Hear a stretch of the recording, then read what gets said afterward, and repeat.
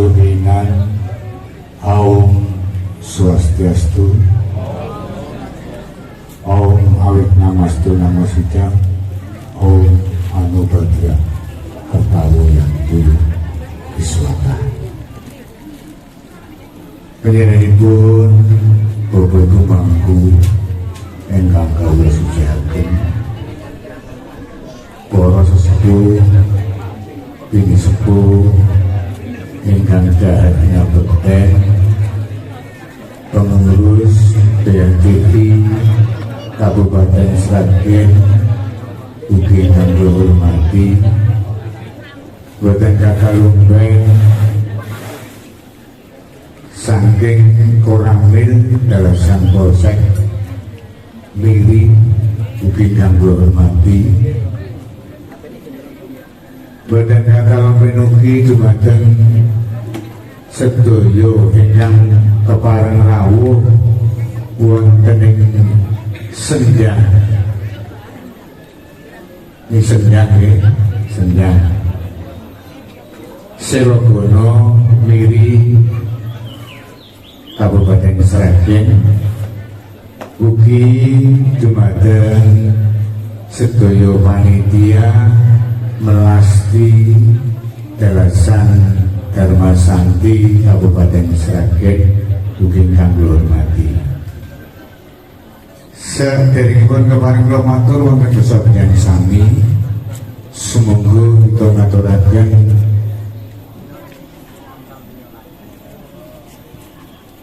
kunjuk wonten kersanipun Gusti Kang Murbengrat Ide Sang Hyang Widiwasa awit sing kamirahanipun ingkang kaparingaken dumateng panjenengan dalasan kula ingkang arupi menangka kemawon utaminipun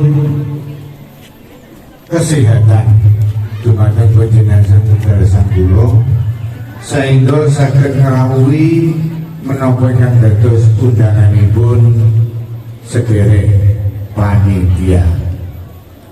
Bapak Ibu Madinus Dharma ingkang kula hormati, kula menawi mangke boten kathah kula matur saderengipun kepareng kula ngaturaken matur wonten rasa panjenengan sami bilih kita umat Hindu wonten ing Kabupaten Sragen nderek bela sungkawa awit sedanipun sawargi panjenenganipun Bapak Legianto wonten ing Sepat Masaran bilih kala rumiyin panjenenganipun selaku Parisada Hindu Dharma Indonesia Desa Sepat. Mugi-mugi atmanipun sawargi panjenenganipun Bapak Legianto saged katampi wonten ayunanipun Gusti Kang Murbengrat kapakno jumbuh kaliyan karmanipun. Pramila kala wau kula saking griya sampun iki kaya sing rawuh kaya nek wonten ternyata saking aja ageng nggih lumayan kathah. Menika dipun tundung amargi wonten ing dinten menika bilih kremasi dateng Delingan. Nggih, dados Pak Legianto menika boten dipendhem ning dikremasi dateng Delingan. Pramila sepindah malih nyuwun berkah saha pangestu panjenengan sami, mugi-mugi atmanipun saged katampi wonten ayunanipun Gusti Kang Murbengrat. Para Bapak Ibu umat Hindu sedherek ingkang kula hormati, langkung-langkung sedherek panitia kula ngaturaken gunging panuwun ingkang tanpa kepindhan bilih kacetha wonten ing enjing menika saged nindakaken wajibipun agami inggih menika nindakaken upacara melasti. Lan nyuwun pangapunten ingkang sagenah-genahipun dumateng para Bapak Ibu umat Hindu sedherek bilih wonten enjang menika boten wonten napa-napanipun, wontenipun namung toya saking sendang. Mula monggo dipun kangge jampi sanglit dipun unjuk amargi menapa wonten ing seratul edaran kula sampun matur wonten rasa panjenengan sami ngasta dewi-dewi. Nah, perkara mangke ajeng didhahaken mriku sumangga mangke sareng-sareng kula minta keluk bagian mergo niku ora ngowo. Nggih.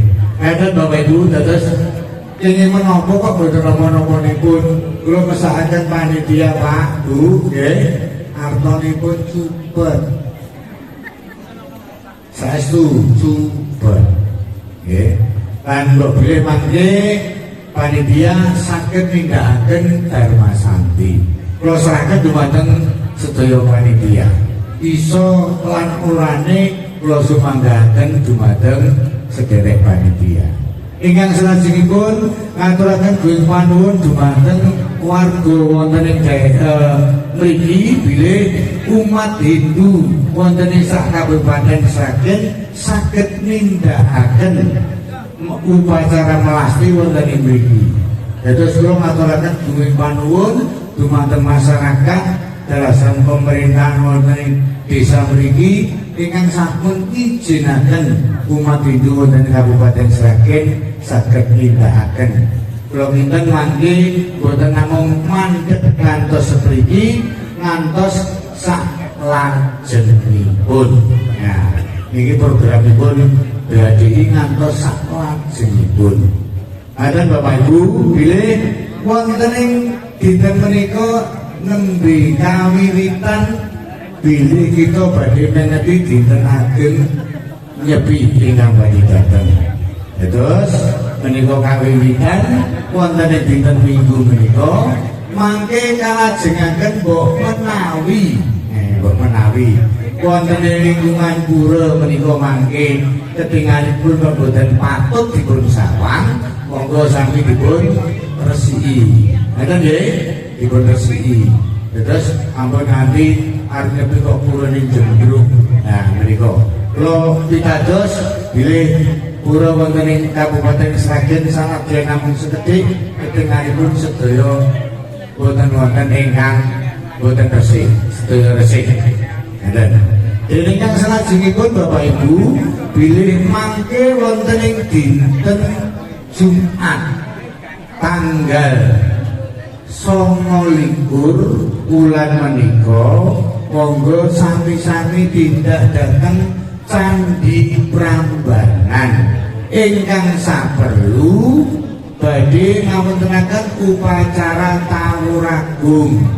Menawi boten klentu mangke manggenipun wonten ing sisih kidul kilen.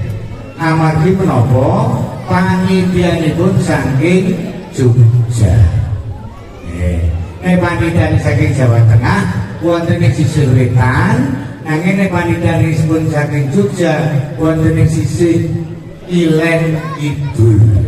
Monggo mangke kula sumanggahaken dumateng panjenengan sami saged kawuhan botenipun monggo kula sumanggahaken. Iki boten meksa nggih Bapak Ibu nggih. Nek longgar enten biayane nggih monggo, wadene boten nggih boten napa-napa. Ngoten nggih Bapak Ibu nggih. Lah mangke tanggal 3 enjing dintenipun Sabtu panjenengan sampun mlebet wonten ing Catur Brata Penyepian. Nggih.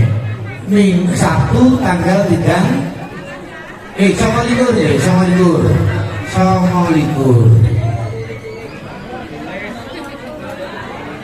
Kula bali tanggal 28 ten Candi Prambanan. Kula ngetes jenengan apa ana sing protes ora ngono. Ternyata ya dipinen nggih senajan luwih nggih. Tanggal 28 mangke wonten dateng wonten Candi Prambanan. 29 enjing jam 6 mangke sampun kawiwitan Catur Brata Penyepian. Ngantos tanggal 3 enjing. Sekawan itu jam Bapak Ibu. Jenengan boten dahar, boten ngunjuk, ya tutut, ya ora entuk. Ya entuk matur, ya ora entuk. ampun mancul piye aku nandur kacang dijokne kok ditunda nggih lah pripun HP dipateni nah tak nom-nom biasane oh lagi nyepi kok dolanan HP nggih pateni nggih kadang-kadang kanca-kanca sing liyane nduduk ngecek iki nyepi iki tenanan apa ora nah kaya malah wihanan ani ya sok Senin kencang ya ampun ngoten nggih sementara ditahan dulu sabibaripun menika mangke monggo sami nindakaken sembahyang wonten ing purunipun piyambak-piyambak nggih ngembak geni mangke terus do salam-salaman ya sing ngriki dikene amplop dikene cilik-cilik